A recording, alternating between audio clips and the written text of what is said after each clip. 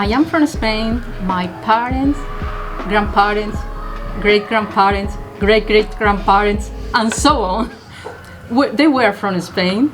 So I have 100% Spanish heritage.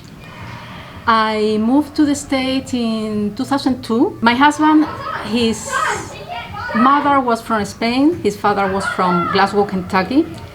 He was raised in both cultures, and we knew how good was going to be for our sons to have this experience. So here we are. When we moved here, it was the first time that I put a foot in the state. It was kind of shock. Everything was so different. I was an art teacher there. I taught only high school level. And with my students, sometimes I know what they are going through. They have just come to the new country with everything is different. The classes are in English. They don't understand a word of what they are saying. And some kind, I was there in a different way, but it's something that I like to do. Obviously the language. I always speak since day one. I always speak to them in Spanish. Sometimes they answer in Spanish, sometimes they answer in English, but I reply in Spanish. I make dishes from Spain. They love them. And the tradition, yes, some of them I try to keep with them. For example, Christmas. Christmas is kind of the similar here, but for example, here it's Santa Claus who brings the presents. In Spain is the three wise men. It's January the 6th. I don't keep that tradition because by January 6th we are at the school. But for example, New Year's Eve, we have a tradition that we eat 12 grapes before midnight. The last 12 seconds of the year, we eat one grape for each month. They say that it's good luck. We have been doing this forever. And now when my children, they are just grown up, and sometimes they are not at home, they have this tradition with their American friends. I try to go every summer. And when my sons were younger, they always came with me. They love Spain. They have a blast every time. For me, it's everything, my root. I can never forget my root and where I come from. And it's one of the things that I try to tell my children and also my Spanish-speaking students. I always tell them to keep speaking both languages, and don't forget their root. So both my parents are born in Mexico City. Half of my family is still in Mexico. Part of them are in Monterrey, Mexico. My dad came over after the big earthquake that happened. We had a couple uncles already here, and that's how we ended up here. We visit quite a bit, but it's been a while since COVID hit. We plan to make some visits. We still do a couple of things during like big holidays like Christmas. We celebrate Las Posadas. It's not as big as Mexico. Over there they have almost the whole neighborhood partakes in it, and it has a religious background. So every night you repeat the pilgrimage of like Mary and Joseph, going from house to house asking for somewhere to stay. And then on Christmas Eve at midnight we still do this at home, but we rock baby Jesus to sleep like he was born. And then but in Mexico they are rocking baby Jesus as they walk down the street, and then there's a huge party when you finally get to the correct house. And it's just singing and dancing, and there's sparklers, and everyone's super happy. And at the end there's like piñatas and stuff. So the piñatas are stars to represent like the star to lead the way and sing some songs and then eat some food. Day of the Dead. Take it's for our family that's dead. We take pictures of them, and we have like a table set up, and then you put all their favorite things on the table. Like their favorite foods, and we just have like candles and stuff set up for them. We're just huge on family. I will say that's what I try to contribute to everyone else, like even just friends and family, like my friends, is I'm always there. I try to be there for them at all times because I grew up like that. Like there's always, like if you need help, our family will be there in 2 seconds. So we're all very, very, very close, and I really do attribute that to like our heritage. Like she said, like being together and not just enjoy like having the big parties with all the food and and all the people who would all come together and play games and stuff. Labor Day weekend, we were making homemade tortillas and it's just like a whole group effort. Like everybody in tamales, and everyone was in the kitchen and on the deck grilling out. The food is so good.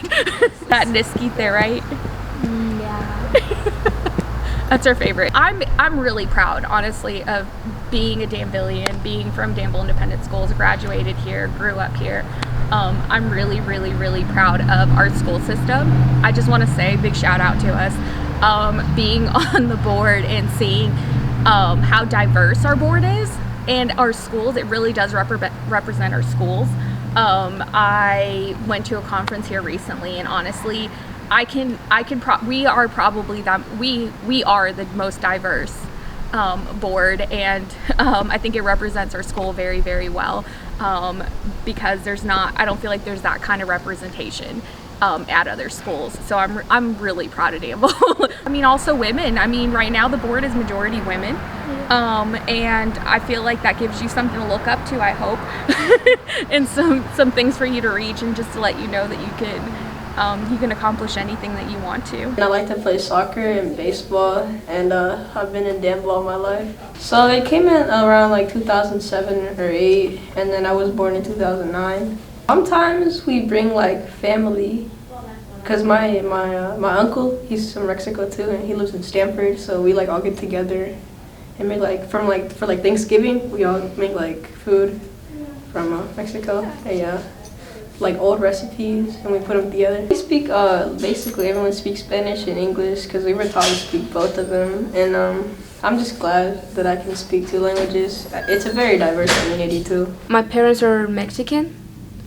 I'm more into reading books than doing sports. I like math. Me and my brother actually grew up in Mexico. We were there 8 years, so I was there all my childhood, and every like June or July we were celebrated, and we would always like dance, and we used to have those flowery dresses that were like sometimes handmade and stuff, and that was like a tradition I really do miss. I was always so excited to be like part of it and like learn more about my tradition. When we came here, it was like cultural shock. A few things that I miss, or like kind of the freedom you get, because over there, well, I lived on a small town, so I don't know about people that live in bigger towns, but there you could like just be like, Mom, I'm going over to my friend's house or this house, and like, oh yeah, because I know their parents, I know how they are, and climbing trees and stuff. Like back when I was a little kid, you would see me at top of every tree that is able to get up and down. Like it was like a struggle to get used to the whole environment, and we didn't learn English until we came here, so we had to like do school while learning how to read and write in English. And like I really do appreciate my teachers back from 3rd and 4th grade, that there was the ones always like there helping me and stuff, understanding of my situation, I guess. Some people don't understand that you like just came here and like try to help you with it. Like at school, when I first got here, like I knew nothing. Like all I knew how to say was yes and no. That was all.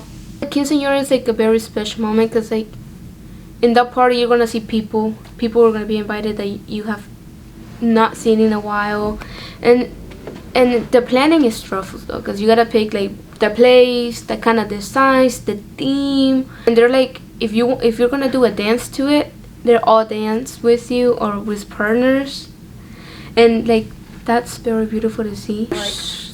It's the dress, like everything revolves around the dress. Mine is gonna be green, dark green.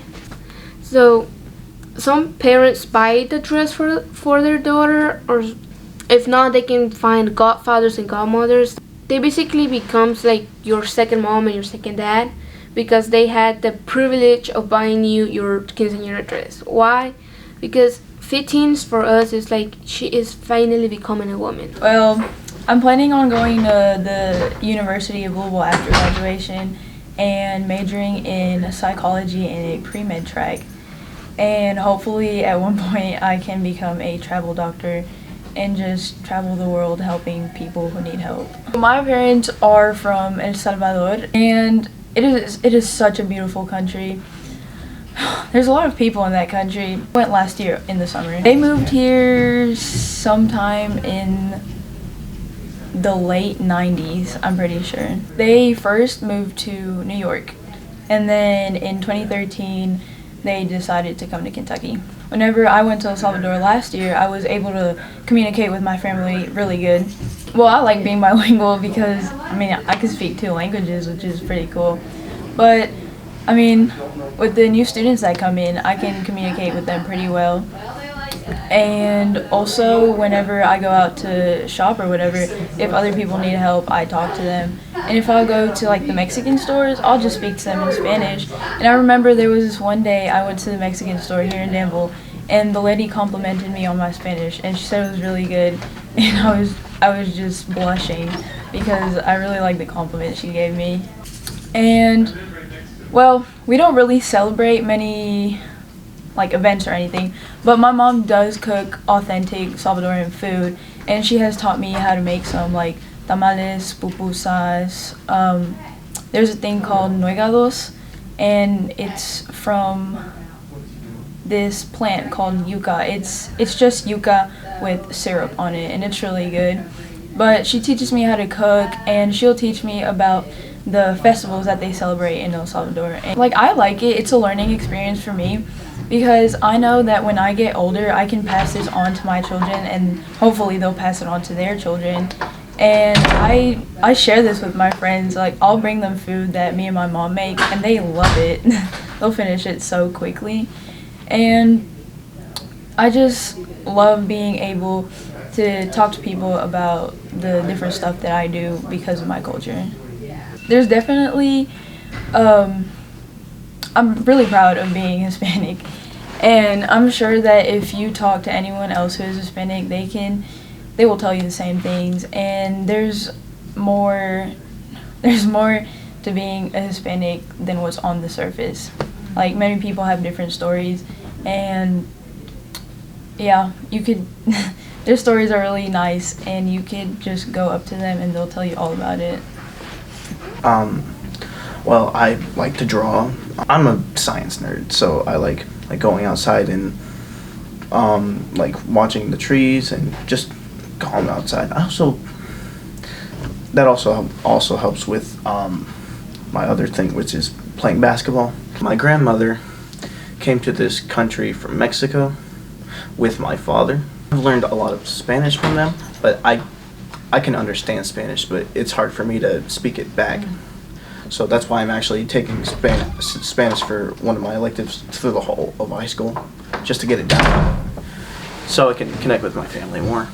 And the way we connect is with food, because sometimes during the summers, I would go out to my grandmother's taco stand and help out. I have some of the best memories of her from there, and helping them, just work and sell food, and also helped me learn a little bit more Spanish, just being around people who were mostly Hispanic and Mexican, and talking to them and taking their orders, trying not to mess everything up, which was fun. So yeah,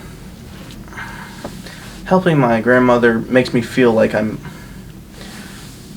I am mixed, so when I'm here a lot and just being here, it makes me feel like I'm not really culturally active with my family, and it makes me feel kind of insecure about it. But whenever I go over and help, it makes me feel like I'm interacting with that side of me and bringing it out more and feeling better about it. They're from Guatemala, and my mom, I went with my mom and my aunt on a train. They make quilts from tradition in my country. And then they wear like shorts, but it's like this size. And they wear some stuff, you put it on. It has colorful things on it that it's made of. I think it makes me feel like proud and stuff. Independence Day, they celebrate it on the 15th, September 15th. It makes me feel pretty happy because you get to celebrate your own culture and stuff and country. So yeah, that's what makes me happy. I knew where they were from because they told me. And when I came to the USA, which is North Carolina, I was 9 when we got there. It was my birthday, so I was 9. Well, I came to Danville when I was 9 too. Yeah, I did talk to them on the phone a little bit since my mom loved to talk to my grandma because she misses my grandma. Yeah, so we have this kind of transition. We celebrate Honduras, right? Because of the national thing or whatever, the war. We celebrate it. We have dresses like this long or like that. Yeah, that kind of long. And so we dance on the streets with horses. Yeah. The women are dancing, right? But the boys are in the horses. Or sometimes we just go to kind of a lake or a beach. Every time there's a transition, we make tres leches. So I'm Mexican from my dad's side. My mom's side is just white, but my dad's side is Mexican. So my dad and his family used to live in Texas. I think they lived in Mexico first, then they moved to Texas. I don't know what university, I wasn't born yet. And then my dad moved to Danville, and then he met my mom. My grandma, she's also Mexican, so. I can't speak Spanish, so I've been trying to learn Spanish with my grandma and my dad. Yeah.